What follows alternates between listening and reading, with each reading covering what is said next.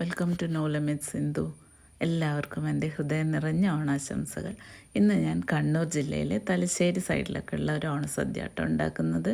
ഓണസദ്യ എന്ന് പറഞ്ഞുകൂടാ, അത് പക്ക full veg സദ്യയല്ല, ഒരു നോൺ വെജ് ഐറ്റം ഒക്കെ കൂടിയിട്ടുള്ള ഒരു ഓണസദ്യ. കൂട്ടുകറി ഉണ്ടാക്കാമേ. അതിനു വേണ്ടി ഒരു കപ്പ് കടല, ഒരു പച്ചക്കായി നന്നായി വേവിച്ചെടുത്തിട്ടുണ്ട്. വേവിക്കുമ്പോൾ കുറച്ച് ഉപ്പ്, മഞ്ഞൾപ്പൊടി, മുളക് പൊടി ഇതിട്ടിട്ടാട്ടോ ഞാൻ വേവിച്ചെടുത്ത്. ഇനി അതിനുള്ള അരപ്പ് 2 പച്ചമുളക്, ഒരു കപ്പ് തേങ്ങ, ഒരു സ്പൂൺ ജീരകം ഇതിട്ട് നന്നായി ഒന്ന് ക്രഷ് ചെയ്തെടുക്കണം. ഒരുപാട് അരയണ്ട, എന്നാൽ പിന്നെ തീരെ അരയാണ്ട് നിൽക്കരുത് കേട്ടോ. അത് ഇതിന് ശേഷം നമുക്ക് ഇതിലോട്ട് പകർത്താം. കുറച്ച് മിക്സി കഴുകിയ വെള്ളവും കൂടി അതിൻ്റെ അകത്തോട്ട് ഒഴിക്കാം. എന്നിട്ട് നന്നായി മിക്സ് ചെയ്തെടുക്കുക. ഒന്ന് തിള വരുന്നവരെ നന്നായി മിക്സ് ചെയ്യുക. ഒരുപാട് വറ്റിക്കണ്ട, അത് ഇരിക്കും തോറും വറ്റി വന്നോളും. ഈ ഒരു പാകത്തിനാക്കിയെടുക്കുക.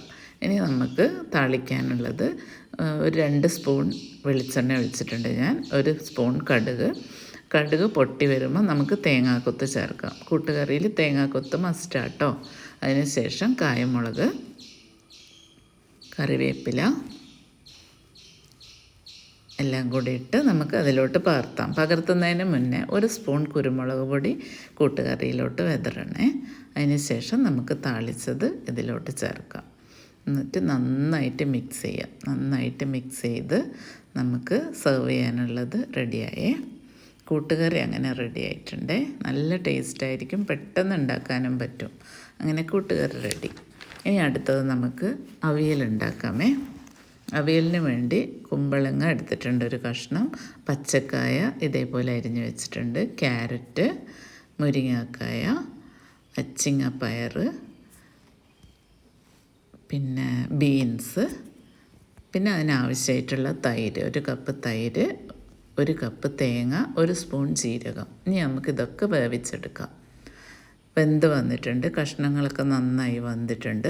ഇനി അരപ്പ് ചേർക്കാം. അരപ്പ് ഇതേപോലെ തേങ്ങയും 2 പച്ചമുളക്, 1 കപ്പ് തേങ്ങ, 1 സ്പൂൺ ജീരകം. ഈ അരപ്പ് നമുക്ക് ഇതിലോട്ട് ചേർക്കാം. തൈരും കൂട്ടിയിട്ട് അരയ്ക്കണേ. ഇതേപോലെ അരയണം, കുറച്ചും കൂടെ മയത്തിൽ അരയണം, എന്നാലും ഭയങ്കരമായിട്ട് അരയും വേണ്ട. ഈ ഒരു പരുവത്തിലാക്കിയെടുക്കണം. എന്നിട്ട് നന്നായിട്ട് മിക്സ് ചെയ്യുക. അവിയലിൻ്റെ പണി ഇത്രയേ ഉള്ളൂ. നന്നായി മിക്സ് ചെയ്യുക. മിക്സ് ചെയ്ത് നന്നായി തിളച്ച് വരുമ്പം നമുക്ക് കറിവേപ്പില ചേർക്കാം. ഈ ഒരു പരുവത്തിൽ വറ്റി വന്നാൽ മതി കേട്ടോ. കറിവേപ്പില ചേർക്കുക. അതിൻ്റെ കൂടെ ഒരു 2 സ്പൂൺ വെളിച്ചെണ്ണയും കൂടെ, നല്ല വെളിച്ചെണ്ണ ആയിരിക്കണേ. വെളിച്ചെണ്ണയും കൂടി ചേർത്ത് നമ്മളുടെ അവിയലും റെഡിയായി.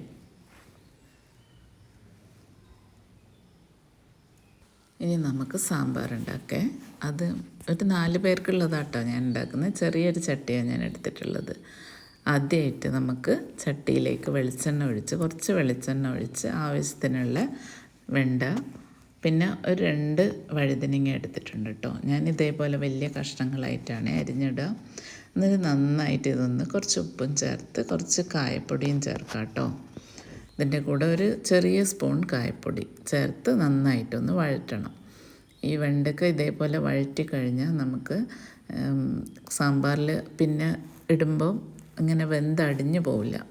മുരിങ്ങാക്കോലും നേരിയ മുരിങ്ങാക്കോലായതുകൊണ്ട് ഞാൻ അതും കൂടെ ഒന്ന് വഴറ്റി നമ്മൾ എല്ലാ വഴറ്റിയ കഷ്ണങ്ങളും കൂടെ ഒരുമിച്ചാക്കി നന്നായിട്ടൊന്നും കൂടെ വഴറ്റിയെടുക്കുക. നന്നായി വഴണ്ട് ഇത് വെന്തിട്ടുണ്ട് കേട്ടോ. നന്നായി വഴണ്ട് വരുമ്പോൾ നമുക്കിനി പൊടികൾ ചേർക്കാം കേട്ടോ. 1 സ്പൂൺ മഞ്ഞൾപ്പൊടി, 2 സ്പൂൺ മല്ലിപ്പൊടിയൊക്കെ ഞാൻ വീട്ടിൽ തന്നെ തയ്യാറാക്കിയതാണ് കേട്ടോ. അതൊക്കെ ഞാൻ പിന്നെ പറഞ്ഞു തരാം. മല്ലിപ്പൊടീൻ്റെ കൂടെ മുളക്, അതായത് മുഴുവനായിട്ടുള്ള മല്ലി, അതിനാവശ്യമായിട്ടുള്ള മുളക്, പിന്നെ കുറച്ച് ജീരകം, കുറച്ച് കുരുമുളക്, ഇതൊക്കെ കൂടെ ചേർത്തൊന്ന് വറുത്ത് പൊടിച്ചെടുത്തതാണ് കേട്ടോ ഞാൻ തന്നെ വീട്ടിൽ. ഞാൻ വാങ്ങുന്ന പൊടികളൊന്നും ചേർക്കാറില്ല. ഈ പൊടിയും ഇതിൻ്റെ അകത്ത് ചേർത്ത് നന്നായിട്ടൊന്ന് മിക്സ് ചെയ്യാം. പൊടീൻ്റെ പച്ചമണം ഉണ്ടെങ്കിൽ അതൊക്കെ ഒന്ന് മാറും. അതിന് ശേഷം നമുക്ക് ഒരു നെല്ലിക്ക വലുപ്പത്തിൽ പുളി കുതിർത്തി വെച്ചിട്ടുണ്ട്. ഞാൻ അരിച്ച് വെച്ചിട്ടുണ്ട്. അതും കൂടെ ഒഴിക്കാം. അതിൻ്റെ കൂടെ ഇത് വഴറ്റുമ്പോൾ തക്കാളിയും കൂടെ ഇടണേ, അവസാനം ഇട്ടാൽ മതി തക്കാളി. ഓക്കെ, ഇനി അതിന് ശേഷം നമുക്ക് പുളിവെള്ളം ഇതിലോട്ട് ഒഴിക്കാം. പുളിവെള്ളം ഒഴിച്ച് നന്നായിട്ട് മിക്സ് ചെയ്ത്, ആവശ്യത്തിന് ഉപ്പ് വേണമെങ്കിൽ അതും ചേർക്കാം. നന്നായിട്ട് മിക്സ് ചെയ്ത് ഒന്ന് ആ പുളിവെള്ളത്തിൽ കിടന്ന് ഇതൊന്ന് നന്നായിട്ട് വേവണം. കഷ്ണങ്ങളൊക്കെ നന്നായിട്ട് വെന്തിട്ടുണ്ട്. അതിന് ശേഷം നമുക്ക് 1 കപ്പ് പരിപ്പില്ലേ, അത് വേവിച്ച് വെച്ചത് ഇതിൻ്റെ അകത്തോട്ട് മിക്സ് ചെയ്യാം.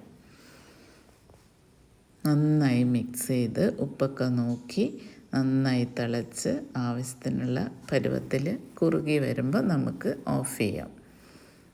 നമുക്ക് ആവശ്യമുള്ള അത്ര, അതായത് ഇതിൻ്റെ കൊഴുപ്പുണ്ടല്ലോ, അത് നമ്മളുടെ ആവശ്യത്തിനനുസരിച്ച് എടുക്കാം. ചിലർക്ക് ലൂസായിരിക്കും ഇഷ്ടം, ചിലർക്ക് ടൈറ്റ്, അതായത് കുഴമ്പനുള്ളതായിരിക്കും ഇഷ്ടം. അത് ഓരോരുത്തരുടെ ആവശ്യത്തിനനുസരിച്ച് നമുക്ക് ഓഫ് ചെയ്യാം.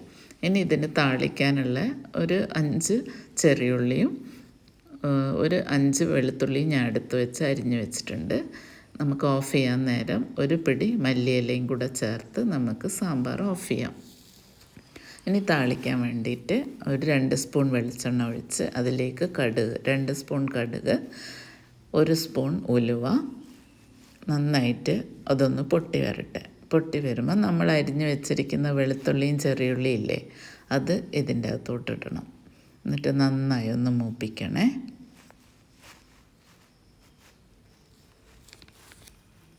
വെളുത്തുള്ളിയും ചെറിയുള്ളിയും കൂടെ ഇതിൽ താളിക്കുമ്പോഴേ അതിന് വേറെ തന്നെ ഒരു ടേസ്റ്റാണ്. ഇങ്ങനെ താളിച്ച് കായ്മുളക് ഇടുക, എന്നിട്ട് നമുക്ക് സാമ്പാറിലേക്ക് പാർത്താം. ലാസ്റ്റ് കുറച്ചും കൂടെ കായപ്പൊടി അതിലേക്കിട്ടാൽ ഒന്നും കൂടെ സാമ്പാറിൻ്റെ ഫ്ലേവർ കൂടും കേട്ടോ. നന്നായിട്ട് മിക്സ് ചെയ്യാം, നന്നായി മിക്സ് ചെയ്യണേ. അതിന് ശേഷം നമുക്ക് യൂസ് ചെയ്യാം. നല്ല ടേസ്റ്റാണ് കേട്ടോ. അങ്ങനെ നമ്മളെ സാമ്പാർ റെഡി ആയിട്ടുണ്ടേ. അടുത്തതായി നമുക്കൊരു തോരൻ ഉണ്ടാക്കാം. ക്യാബേജും ക്യാരറ്റും, പിന്നെ വേണ്ട സാധനങ്ങൾ കുറച്ച് തേങ്ങ, ഒരു ചെറിയ കപ്പ് തേങ്ങ, കറിവേപ്പില, പച്ചമുളക്. അതും ഞാൻ ചട്ടിയിൽ തന്നെയാണ് ഉണ്ടാക്കുന്നത്. ചട്ടിയിൽ എണ്ണയൊഴിച്ച് 2 സ്പൂൺ വെളിച്ചെണ്ണ ഒഴിച്ച് 2 സ്പൂൺ കടുകിട്ട് പൊട്ടുമ്പോൾ നമുക്ക് കായമുളക് ചേർക്കാം, കറിവേപ്പില ചേർക്കാം. അതിന് ശേഷം ക്യാബേജ്, ചെറുതായി മുറിച്ച് വെച്ച ക്യാബേജ് ചേർക്കാം. അതിന് ശേഷം ഒരു ഹാഫ് ക്യാരറ്റും കൂടെ ഇതേപോലെ അരിഞ്ഞ് അതിൻ്റെ കൂടെ ഇട്ട് കഴിഞ്ഞാൽ നല്ല ഭംഗിയാണ് കാണാനും. അതിന് ശേഷം ഒരു പച്ചമുളക് അതും മുറിച്ചിടണം. ആവശ്യത്തിനുള്ള ഉപ്പിട്ട് നന്നായി മിക്സ് ചെയ്യണേ. നന്നായി എല്ലാം കൂടെ മിക്സ് ചെയ്ത് ഒന്ന് എന്താ പറയുക, അമർത്തി വെച്ച് അതിനൊന്ന് അടച്ച് വെച്ച് നമുക്കൊന്ന് വേവിച്ചെടുക്കാം. ഒരുപാട് വേവൊന്നുമില്ല, വേഗം തന്നെ ഇത് വേവുമല്ലോ. അപ്പോൾ ഒന്ന് അമർത്തി വെച്ചിട്ട് നമുക്ക് അടച്ച് വെച്ചൊന്ന് വേവിക്കാം. വെന്ത് വന്നിട്ടുണ്ട്, നന്നായിട്ടിത് വെന്ത് ഇതൊന്ന് ഡ്രൈ ആക്കി എടുക്കണേ. അതിന് ശേഷം നമുക്ക് തേങ്ങയൊന്നും ആദ്യമേ ഇട്ടിങ്ങനെ വേവിക്കണ്ട. ക്യാബേജ് വെന്തതിന് ശേഷം തേങ്ങ ഇട്ടാൽ മതി, കറിവേപ്പിലയും. അങ്ങനെ നമ്മളുടെ ക്യാബേജ് തോരൻ റെഡി. ഇനി നമുക്ക് പച്ചടി ഉണ്ടാക്കാം. ഈ പച്ചടി ഞാൻ വേവിച്ച് വെച്ച കഷ്ണം എന്താണെന്നറിയോ, പപ്പായയാണേ. പപ്പായ ചെറുതായി മുറിച്ചിട്ട് വെറുതെ ഉപ്പ് മാത്രം ഇട്ട് വേവിച്ച് വെച്ചതാണ് ഇത്. ഇനി നമുക്കത് കുക്ക് ചെയ്യണ്ട. ഇനി നമുക്ക് അരപ്പ്, 2 പച്ചമുളക്,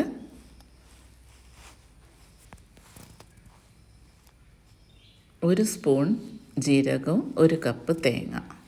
ഇനി നമുക്ക് 1 കപ്പ് തൈര്. ഈ തൈരും കൂട്ടി നമുക്ക് നന്നായിട്ട് അരച്ചെടുക്കാം. വേണമെങ്കിൽ ആവശ്യത്തിന് നമുക്ക് വെള്ളവും കൂടെ ചേർത്ത് അരക്കാം കേട്ടോ. കുറച്ച് പുളിയില്ലാത്ത തൈരാണെങ്കിൽ തൈര് മാത്രം കൂട്ടി അരച്ചാൽ മതി. നല്ല പുളിയുള്ള തൈരാണെങ്കിൽ നമുക്ക് കുറച്ച് വെള്ളവും കൂടെ കൂട്ടി അരച്ച് നന്നായിട്ട് അരയണം കേട്ടോ. നന്നായി മിക്സ് ചെയ്യണം. അതിന് ശേഷം മിക്സിയിൽ ഒന്നും കൂടെ കുറച്ച് വെള്ളവും കൂടെ ഒഴിച്ച് നമുക്ക് നന്നായി മിക്സ് ചെയ്തെടുക്കാം. ഇനി ഇതെന്താണെന്നറിയോ, കടുകില്ലേ, പച്ച കടുക് ഒന്ന് പൊട്ടിച്ചെടുക്കണം. അതായത് ഒന്ന് ക്രഷ് ചെയ്തെടുത്തിട്ട് 1 സ്പൂൺ അതും കൂടെ ചേർക്കണം. ഇനി നമുക്ക് താളിക്കാനുള്ളത് 2 സ്പൂൺ വെളിച്ചെണ്ണ ഒഴിച്ചിട്ടുണ്ട്, കടുക് ഇട്ടിട്ടുണ്ട്. കായമുളക്, കറിവേപ്പില ഇത് നമുക്ക് ഇതിലോട്ട് പകർത്താം. ഇനി നമുക്കത് കുക്ക് ചെയ്യൊന്നും വേണ്ട. നമ്മളുടെ പപ്പായ പച്ചടി റെഡി ആയിട്ടുണ്ട്.